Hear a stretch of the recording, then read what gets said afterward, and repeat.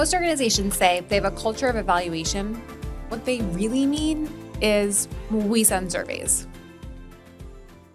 Or maybe we track completion rates, we look at dashboards, we report numbers, and on paper, that looks like evaluation. But let's be honest, that is not a culture of evaluation. That's activity, that's compliance, that's optics, that's vanity metrics. And this is exactly why so many organizations believe that they're data-driven.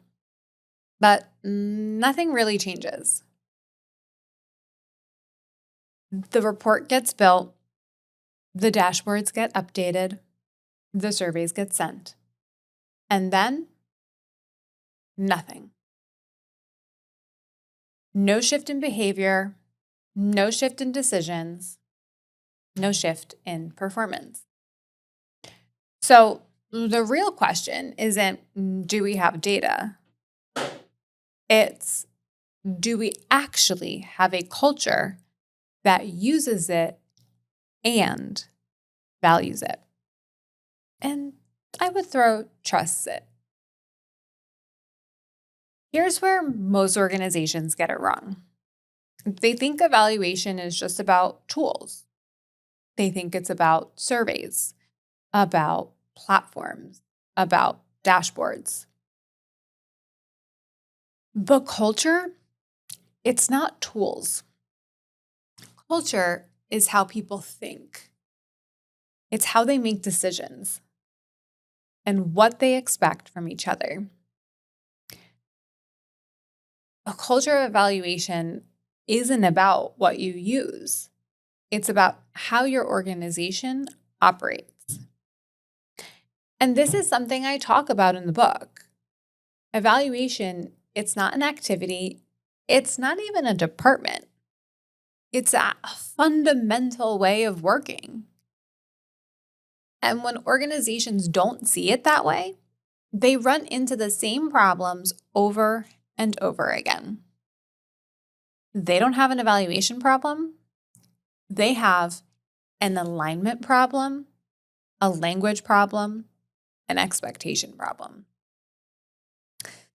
Because when there's no shared language, every team evaluates differently, every leader looks at different data, every function defines success differently. And we keep seeing silos. And no one wants to share their data. No one wants to talk about what's working or what's not. No one wants to share their ideas throughout the organization. How do you unlock innovation, growth, scale, learning, efficiency, productivity? You don't have those things. So evaluation stays stuck. It stays in silos instead of becoming something that actually connects the organization. So let's reframe this. A culture of evaluation, it's not actually even a process. It's not a checklist. It's not something you implement. It's a mindset and a shared commitment. And that mindset shapes everything that follows.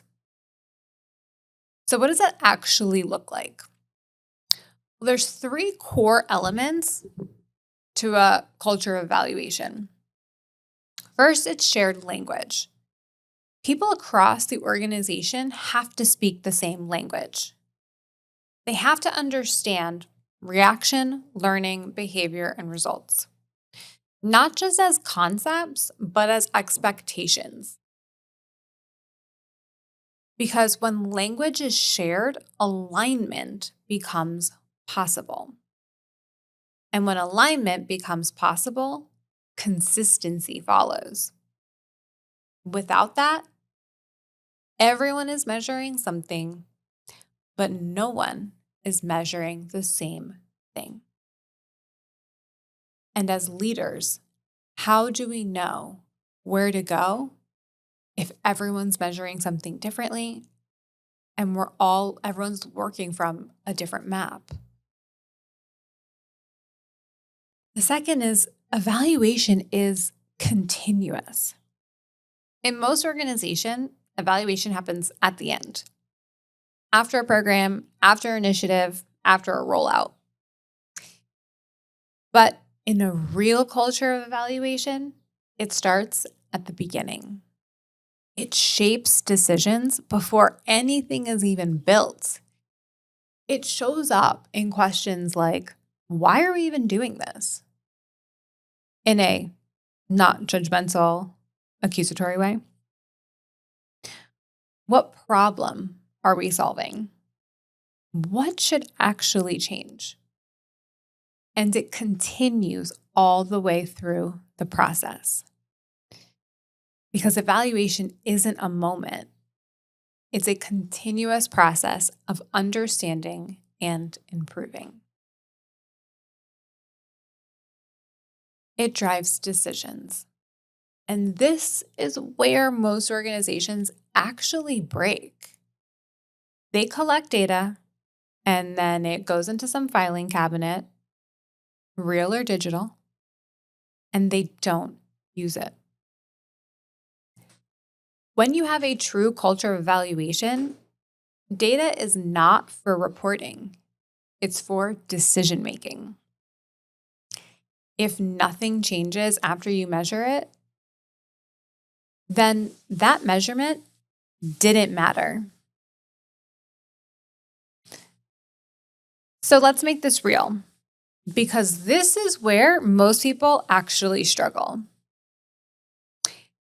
In most organizations, leaders ask, did people like it? In a culture of evaluation, leaders ask, what changed? What didn't? And what are we doing about it? That shift alone changes everything because it signals we care about outcomes and not activity. Before anything is built, teams ask, what problems are we solving? Is this even the right solution? How will we know if it worked? Not after the fact, not retroactively, but up front. Because evaluation starts before the work begins. And data is not owned by one team. It's shared. And more importantly, it's triangulated. Organizations don't rely on one metric. They look at multiple signals to understand what's really happening. Because one metric can lie, but patterns don't. In most organizations, feedback feels like risk. People avoid it, defend against it, and they minimize it. In a culture of evaluation, feedback is information. It's expected, it's normal, it's useful. And that shift changes how people show up. They don't celebrate scores, they look for behavior change. Because a high satisfaction score with no behavior change is failure. So if this is so clear, why don't most or more organizations have it? And that's because there are real barriers to building a culture of evaluation. First is fear. People are afraid of what evaluation will show. They're afraid of being wrong. They're afraid of being exposed. They're afraid of being questioned. So they avoid it. Or they at least keep it surface level to those vanity metrics that make us feel good inside. There are barriers that there are no shared expectations. If evaluation is optional, it won't happen. Culture is built on what's expected, not what's suggested. Our favorite, the silos. Different teams, different metrics, different definitions of success. That's not a culture. That's fragmentation. Oof. Over-reliance of surveys. Here's the tea.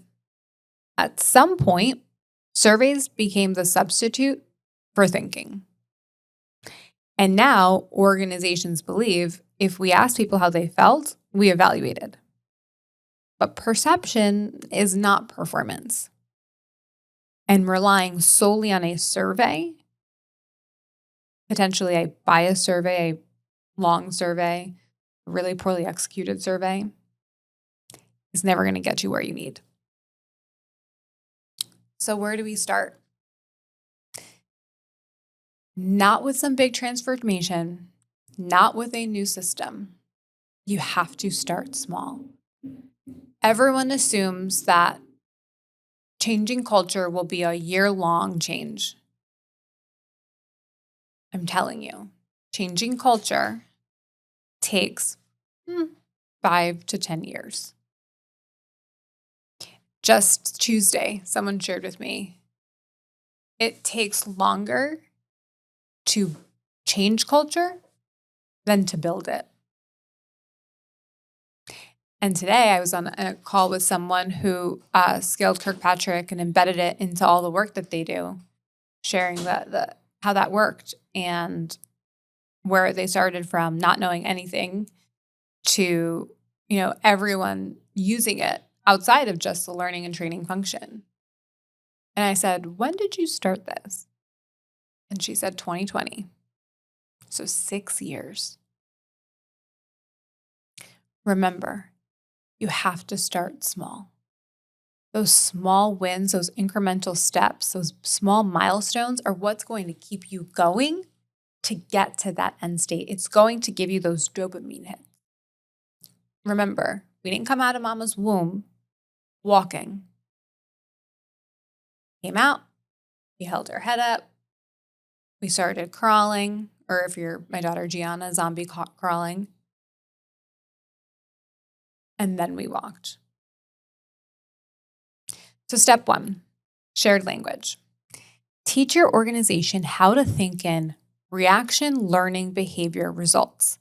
Make it simple, make it consistent. Step 2, set expectations. Make evaluation part of how work gets done. It's not extra, it's not optional, it's baked into the process, it's expected. Step 3, start small. Don't try to fix everything. Start with one program, one team, one initiative. Show what's possible. Build the proof. Think about how you buy something. You don't usually buy something sight unseen, unless you're me with the house that I'm now selling. Typically, you buy. You read the reviews. You ask your friends. You see from others that it worked for them, and then you buy, and then you build. Show what's possible, and then you can build. At the end of the day, a culture of evaluation isn't about data. It isn't even about the Kirkpatrick model. It's about how an organization thinks, what it values, what it questions, what it's willing to see and change. And organizations that get that right, they don't just measure better. They move faster, they adapt quicker, they perform better. And honestly, this is exactly why I wrote the book. Because I just kept seeing the same pattern. Organizations chasing the dream of innovation, growth, scale.